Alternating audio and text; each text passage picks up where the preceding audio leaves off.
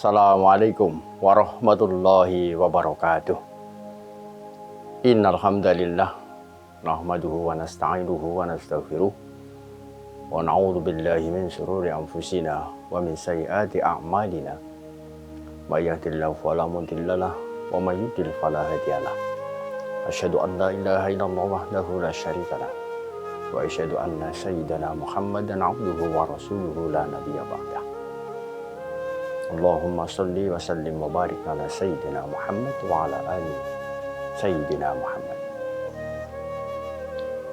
Kaum muslimin muslimat rahimakumullah.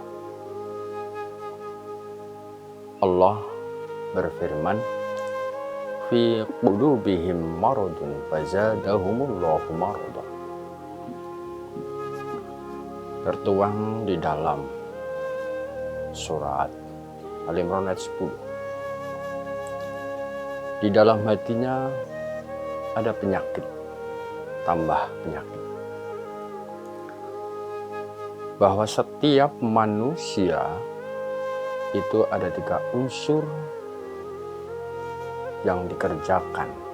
Pertama adalah unsur hati, yang kedua unsur lisan, yang ketiga adalah unsur perbuatan.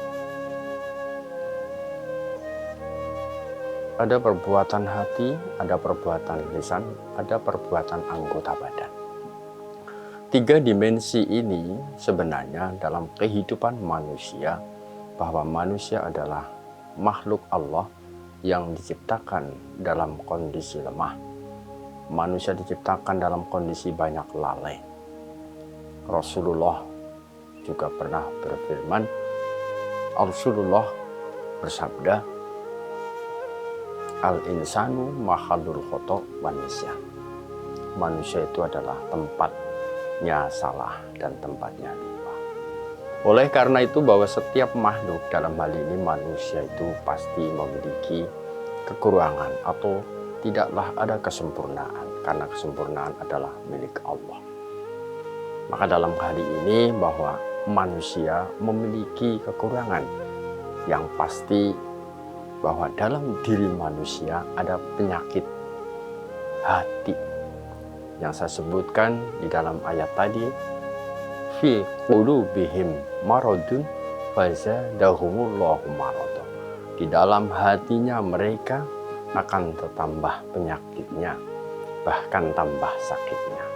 Nah, apa itu sih penyakit hati? Imam Ghazali menyebutkan di dalam kitab Minhajul Abidin ada 4 kriteria rusaknya hati.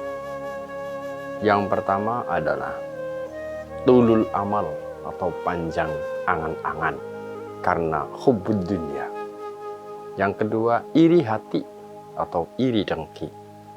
Dan yang ketiga, tergesa-gesa dalam beribadah. Yang keempat adalah sombong. 4 unsur ini adalah bagian dari rusaknya hati, tanda-tanda sakitnya hati.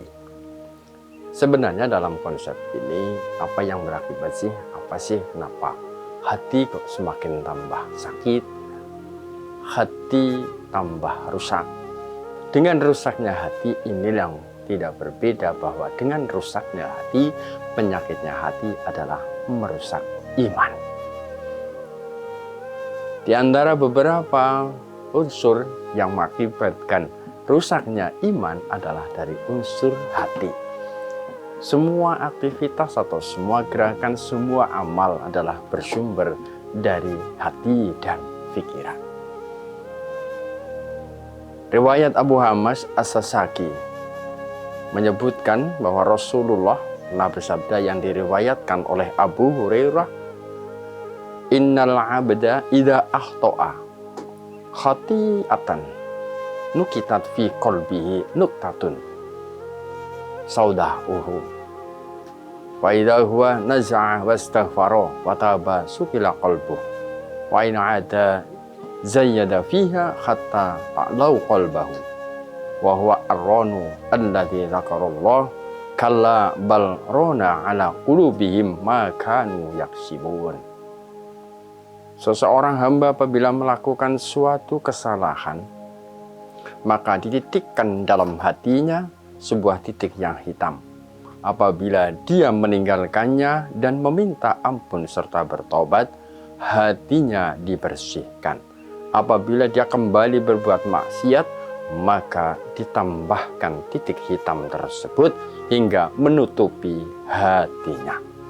Itulah yang diistilahkan ron yang Allah sebutkan dalam firman-Nya. Sekali-kali tidak demikian, yang sebenarnya apa yang selalu mereka usahakan akan menutupi hati mereka. Maka sambungan fi qulubihim maradun fazadahumullahu marada. Ketika hatinya sakit, maka tertutup tambah sakitnya, tertutup imannya. Maka dari itu Imam Ghazali juga mendefinisikan beberapa jenis penyakit hati, antara lain yaitu riya. Apa itu riya? Riya itu pamer, selalu menampakkan bahwa dirinya selalu paling baik, selalu bahwa yang ia miliki seolah-olah orang lain itu tidak punya apa-apa. Pamer terhadap sesuatu sehingga mengakibatkan unsur kesombongan. Jadi tidak berbeda ketika pamer dengan kesombongannya. Kemudian yang kedua hasud atau iri dengki. Allah juga telah berfirman, janganlah tajassasu, jangan sampai kau berbuat hasud, termasuk tajassus, hasud orang lain, suka membuat fitnah, menyampaikan berita hoak yang tidak benar untuk punya misi menjatuhkan orang lain, ngelek-elek orang lain. Kemudian takabur juga disampaikan, sombong itu angkuh, orang yang selalu dirinya seolah-olah apa-apanya dirinya, menganggap orang lain remeh, sombong, takabur. Kemudian penyakit hati yang ketiga adalah hodob, pemarah itu juga termasuk penyakit hati. Kemudian ghibah, suka menggunjing, ngerasani cara orang Jawa, selalu mencari kesalahan-kesalahan orang lain dan keburukan-keburukan orang lain. Ada namimah juga sama, selalu mengelek-elek atau mencari kesalahan orang lain, mengadu domba.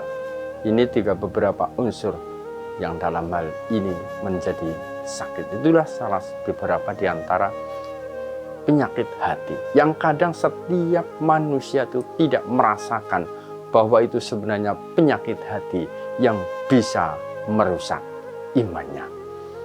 Oleh karena itu, kita sebagai insan yang beriman, sebenarnya manusia itu adalah lemah. Kita harus bisa menjaga diri hati kita bagaimana untuk bisa mengendalikan nafsunya. Karena kalau dipengaruhi dengan nafsu, akan memunculkan sikap-sikap keburukan, karena dengan nafsu akan memunculkan sifat-sifat kesetanan atau sifat iblis yang bisa merusak dalam hati diri kita. Kemudian saya sampaikan adalah tulul amal atau tamak, panjang angan-angan. Itu juga termasuk mempengaruhi penyakit hati.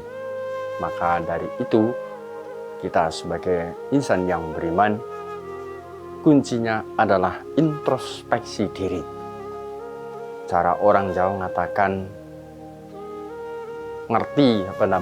orang Jawa mengatakan adalah dadi wong sing iso mangerteni rumangsa, dadi wong sing bisa rumangsa, aja rumangsa bisa, uripmu aja neko-neko. Sekian dari saya. Assalamualaikum warahmatullahi wabarakatuh.